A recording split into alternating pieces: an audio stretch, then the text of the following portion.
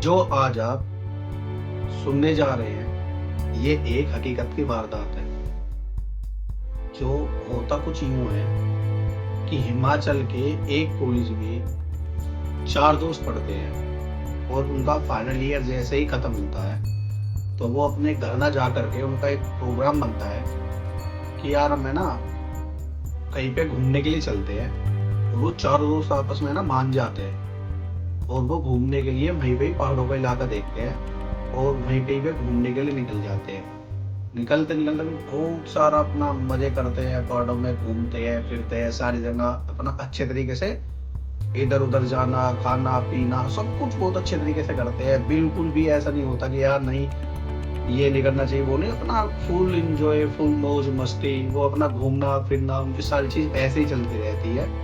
तभी उनमें से एक दोस्त बोलता है कि यार रात काफी हो चुकी है, चलो अब हम एक है ना होटल ले लेते हैं, क्योंकि रात भी काफी हो गई है, पहाड़ी इलाका है, थोड़ा जानवरों वानवरों का डर है। उनके दिमाग में ये पहले से ही नहीं था कि मतलब कोई भूत प्रेत ही है, उन चीजों को यार आजकल के मानते भी नहीं है वैसे भी। हम भी तुम भी कहाँ मानते हैं इतनी ज्यादा। तो वो ऐसे ही बातों को लेकर के वो चारों दोस्त एग्री होते हैं, कहते हैं हाँ यार काफी ज्यादा टाइम भी हो गया है, पहाड़ी इलाका है, जंगली जानवरों का वैसे ही खतरा है, तो चलते हैं कहीं पे ना एक होटल बुक कर लेते हैं। तो वो बहुत ज्यादा घूमे फिरे, उनको कहीं पर भी एक भी होटल नहीं मिला। तो वहीं पर ही पास के एक सिक्योरिटी गार्ड बैठे हुए थे। उन्होंने बोला कि क्या हुआ, आप ज्यादा परेशान लग रहे हो। तो दोस्तों ने बोला कि सर हमें कहीं पे भी, हमने 6-7 होटल ट्राई कर लिए है, हमें अभी तक भी कहीं पे भी एक भी रूम खाली नहीं मिला है, जिसकी वजह से हम इधर उधर भटक रहे हैं। तो वो कहते हैं कि देखो एक्चुअली में बात ये है कि अभी तो मेरे वाले होटल में भी एक भी रूम खाली नहीं है, क्योंकि ये है ना सीजन ऐसा है, यहाँ पे कोई भी इस टाइम पर कमरा वैसे भी खाली नहीं मिलता। आप सीजन में आए हो, इस वजह से यहाँ पे कोई भी कमरा खाली आपको नहीं मिल सकता। आप एक काम कर सकते हो, नीचे जा करके, जब आप इधर की साइड से नीचे जाओगे तो एक गांव है, आपके अगर कोई वहां पे मदद कर दे तो आप देख लीजिए। तो उनमें से एक दोस्त बोलता है कि यार जब अंकल कह रहे हैं कि नीचे हमें कोई मदद मिल सकती है, हम नीचे जाकर देख लेते हैं। तो वे चारों अपनी बाइक उठाते हैं और गांव की साइड निकल जाते हैं।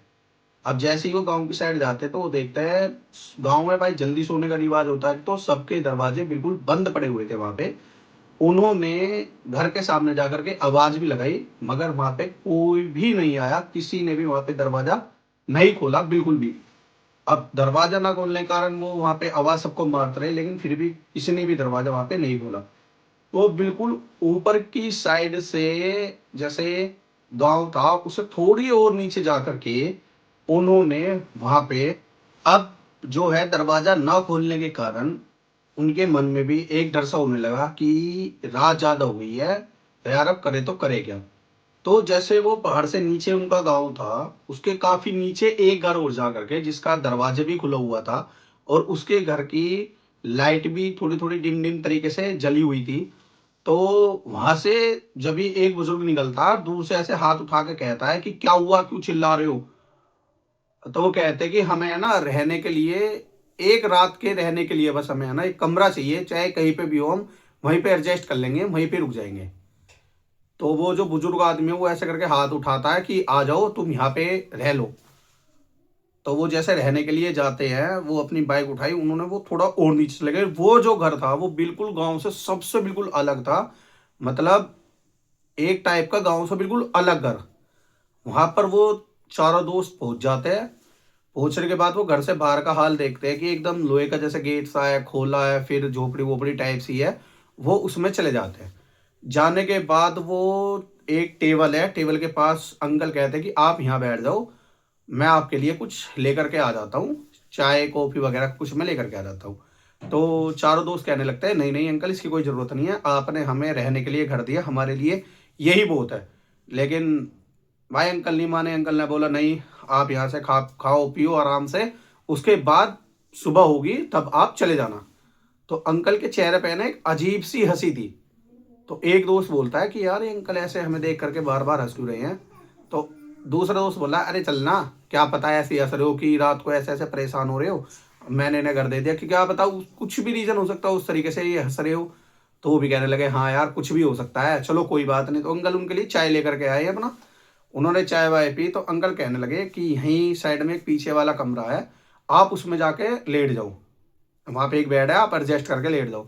तो जैसे ही वो उस कमरे में जाते हैं, उन्हें बिल्कुल वहां पे एक बेड मिला हुआ है, लेकिन वो कमरा ऐसे जालों वालों से भरा पड़ा है। फिर भी उन्होंने क्या देखा कि यार थोड़ा ही तो हमें टाइम निकालना है, इतनी रात हुई गई है, 4-5 घंटे में निकाल ले, सुबह होते के साथ ही हम निकल जाएंगे यहाँ से। तो वो वहां पे जा करके सोने लगता है। तभी अंकल बाहर से एकदम दरवाजा बंद करके चले जाता है। तो एक दोस्त उसमें से फिर बोलता है कि यार ये अंकल ने दरवाजा बंद क्यों किया। तो बोलता है कि यार क्या हो गया, इनका घर है, इनकी मर्जी, जो है इनसे, इन्होंने कर दिया अपना आराम से, क्या हो गया उसमें। तो ये दोस्त आपस में ऐसी बात करते करते रात के बज गए 12। 12 से 12:15 के बीच में धीरे धीरे करके ये सोने लगे। तो ये अब चारों अपना सो जाते हैं बातचीत करके। सोने के बाद ही तुरंत बाद जैसे बेड पर लेटे रहते हैं, एक को बहुत ही डरावना सपना आता है और वो एकदम खड़ा होकर हो जाता है अपने बेड के ऊपर से, एकदम तुरंत खड़ा होता है। और खड़े होने के बाद ये देखता है कि सामने कहीं दूर से है ना कोई, जिसकी बिल्कुल एकदम लाल आंख है, बिल्कुल वो उसको कहीं से देख रहा है। ये देखते के साथ ही उसने अपने सारा दोस्तों को जगाया कि यार ऐसे ऐसे मेरे को कोई है ना देख रहा है। तो तीनों दोस्त बोलता है अरे चल यार, तेरा तो यही है, तू हर जगह ये करने लगता है, तू लेट जा। उसकी कोई भी इस बात पे यकीन नहीं करता, वो भी लड़का लेट जाता है। तो थोड़ी देर के बाद जैसे ही अपना कंबल वम्बल ओढ़ के लेट हो तो वो एकदम ऐसे पैरों के साइड से एकदम खींचता है। खींचने के बाद वो एकदम नीचे आता है और ये चारों के चारों एकदम उठ जाते हैं। उठने के बाद ये कहते हैं यार ये क्या हो रहा है। तो जो बहुत दूर से दिखाई चीज दे रही थी, केवल एक लड़के को दिखाई दे रही थी, अब ये चारों को दिखाई देती है वहां से। तो ये चारों चीज को देख करके यार बड़ा परेशान हो जाते हैं कि यार ये चीज है तो है क्या। इनके मन में एक ऐसी अजीब सी घबराहट होने लगती है। अब जो खिड़की में से देख रहा था और जो साइड की भी और खिड़की है वो भी अपने आप खुलने लगी, बहुत तेज तरीके से हवा चलने लगी। हवा चलने के बाद इनको क्या लगता है कि कहीं काफी दूर से कोई इंसान बहुत भारी कदमों से चल करके आवाज मारते हुए चिल्लाते हुए इनके पास बढ़ता हुआ जा रहा है। ये उस चीज को भी महसूस करने लगते हैं कि यार कुछ तो गड़बड़ है। तो ये गेट के पास जाते हैं, गेट को पूरी तरीके से बजबराने लगते हैं कि अंकल गेट खोलो, अंकल गेट खोलो। वहां पे उनकी बात भाई कोई भी नहीं सुनता। तो ये एक दो छोटे से जो कमरे में छेद था गेट में, उसमें से देखता है, उसमें से ऐसे करके बाहर देखता। तो वो घर का जो नजारा देखता है ना भाई, एकदम वो गेट से एकदम पीछे हट जाता है। क्योंकि उस घर का जो सीन था ना वो बिल्कुल ऐसा था, वीरान जंगल सा। और जब ये अंदर घुसे तब वो घर बिल्कुल ठीक ठाक लग रहा था। और जब ये बाहर देखता है ना, जिस टेबल पे इन्होंने बैठ करके चाय वगैरह सब पी थी, वो एकदम टूटी फूटी है। और जब इन्होंने चाय पी थी जब बिल्कुल सही थी। ये उस चीज को देखते हैं और भाई एकदम तुरंत सबको बता देता कि ऐसा सब बाहर का भी हाल है, ये है वो है। भाई ये सारे काफी ज्यादा डर जाते हैं, एकदम डर जाते हैं, लिटरली काफी ज्यादा। तो अब तो भाई सबके जैसे एकदम है ना प्राण से निकलने लग गए, बिल्कुल ऐसे हो गए एकदम मरे से। तो इनके कमरे में अब वो निगेटिव एनर्जी भी आने लगी और वो एकदम बैड मूड इनका सारे तरीके से हिलाने लगी। जो वहां पे मतलब लटकी हुई थी ना जो चीजें भी, जैसे पंखे के ऊपर बल्ब लटके हुए थे या किसी चीज की तस्वीर दीवारों पे लगी हुई थी, वो भी ऐसे ऐसे करके हिलने लगी। तो इनमें से एक दोस्त अचानक से अपने एक दोस्त से बोलता है कि अगर मैं तुझे यहीं जान से मार दूं तो कैसा रहेगा। तो वो तीनों दोस्त बोलने लगे, अरे तू पागल वागल हो गया, तू कैसी बात कर रहा है। तो उसमें से कहता है मैंने तुम दोनों से अभी तक कुछ कहा, मैं इससे बोल रहा हूँ ना, मेरे को इससे बात करने दो। तो भाई वे तीनों दोस्त समझ गए कि इसके अंदर कुछ ना कुछ गलत चीज आ चुकी है, ये बहुत गलत बर्ताव कर रहा है। तो भाई वो एकदम है ना उसका ऐसे गला दबाने के लिए चले जाता है जिसको वो बोलता है। तो दोनों दोस्त करके फिर भी हटाते हैं, तो पागल हो गया है क्या, इसको एकदम होश से मिलाते हैं। वो कहता क्या कर रहा था तू अभी। तो वो एकदम कहता है यार मैंने तो कुछ भी नहीं किया, मैं तो तुम्हारे सामने बिल्कुल ठीक ठाक खड़ा हूँ, मैंने तो ऐसा कुछ किया ही नहीं है।